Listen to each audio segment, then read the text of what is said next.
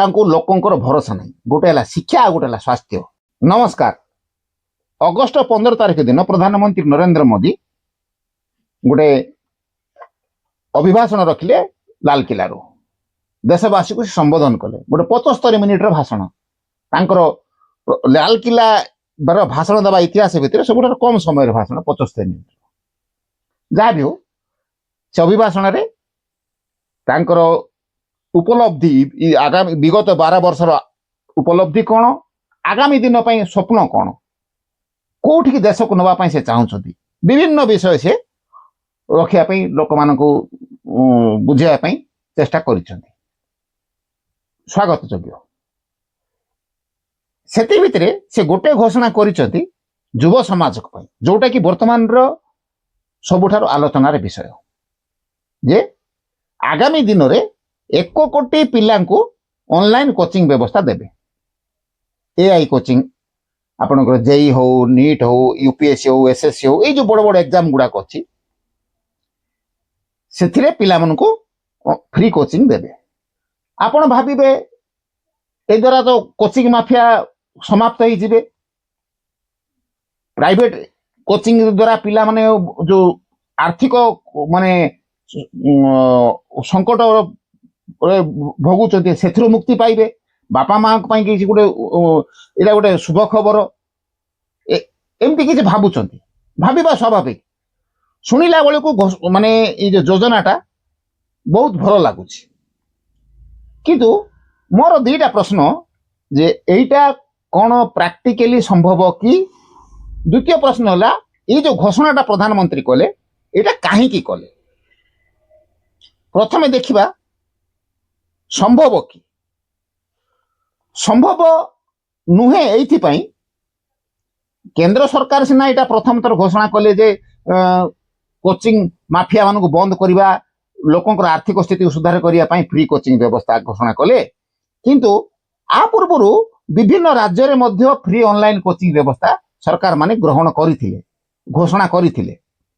Delhi government करथिला जोगी सरकार मध्य करथिले Odisha government नवीन पट्टनायक समय मध्य हेइथिला आपन जदि मने थिबो किंतु आज कौन से अनुष्ठान गुड़ाक पिला अच्छे कि नाहांती कहीं सरकारंकर 2टा अनुष्ठान जोटा लोकंर भरोसा नहीं गोटे है शिक्षा आ गोटे है स्वास्थ्य।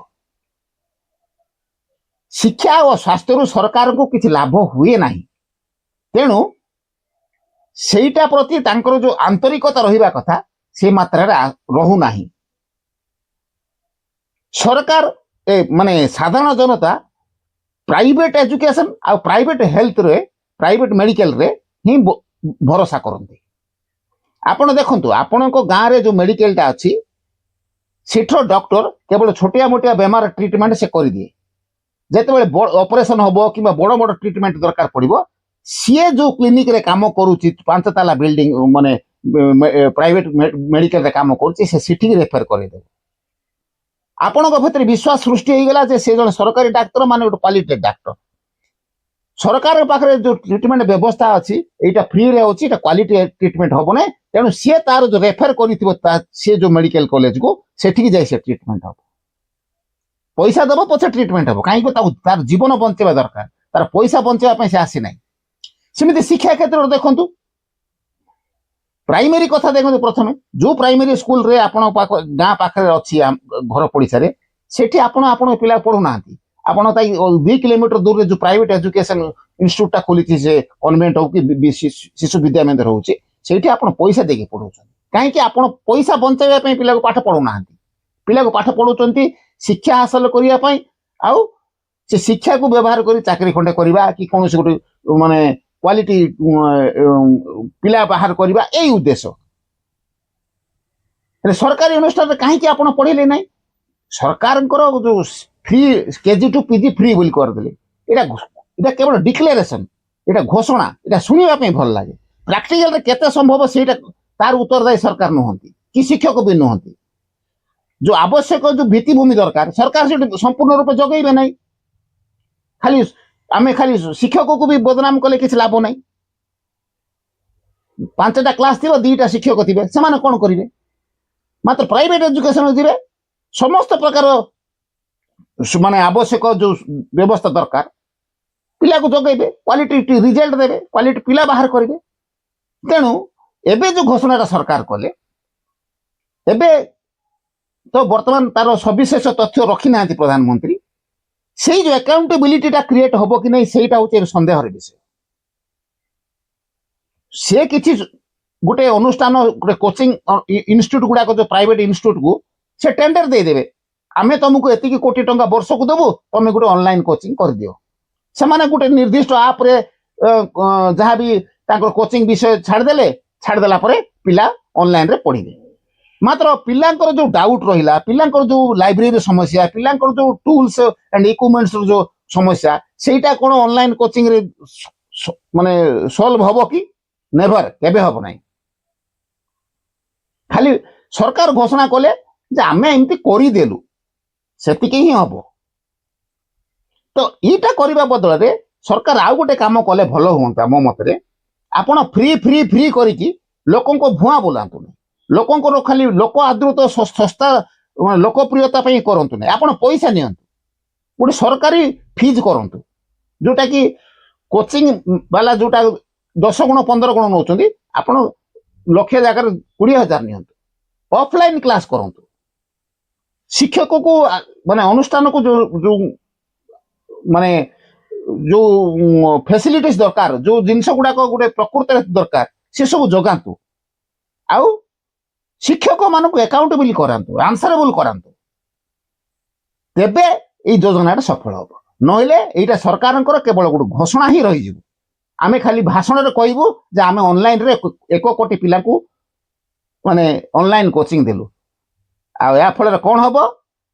ପିଲା ସରକାରୀ ଅନୁଷ୍ଠାନରେ ପଢିବେ, ଆଉ ଯୋଉ ଅନୁଷ୍ଠାନର ଶିକ୍ଷକ ମାନେ ସରକାରଙ୍କର ଅଣ୍ଡରରେ କାମ କରୁଥିବେ, ସେମାନଙ୍କର ପ୍ରାଇଭେଟ କୋଚିଂ ସେଣ୍ଟରକୁ ପୁଣି ଆଉ ଥରେ ଯାଇକି ଜଏନ୍ ହେବେ, ଆଉ ଥରେ ପଇସା ସରେଇବେ। ଏତିକି ହିଁ ଲାଭ ହବ। ଦ୍ୱିତୀୟ କଥା ହେଲା, ଏଇଟା ସରକାର ଘୋଷଣା କାହିଁକି କଲେ? ବର୍ତ୍ତମାନ ଆପଣ ମନେ ପକାନ୍ତୁ, କକରୋଜ ଜନତା ପାର୍ଟି ଆନ୍ଦୋଳନ, ଜେନ୍ଜି ଆନ୍ଦୋଳନ, ସରକାରଙ୍କର ଯୋଉ ନିଟ୍ ଦୁର୍ନୀତିରେ ହେଇଛି ଯୋଉ ପ୍ରକାର ସବୁ ନାଟକଟାକୁ ମନେ ପକାନ୍ତୁ। ଏଠି କଣ ହେଇଛି ନା, ସରକାରଙ୍କ ପ୍ରତି ଲୋକଙ୍କ ଭିତରେ ଗୋଟେ ଆକ୍ରୋଶ ମନୋଭାବ ସୃଷ୍ଟି ହେଇଛି।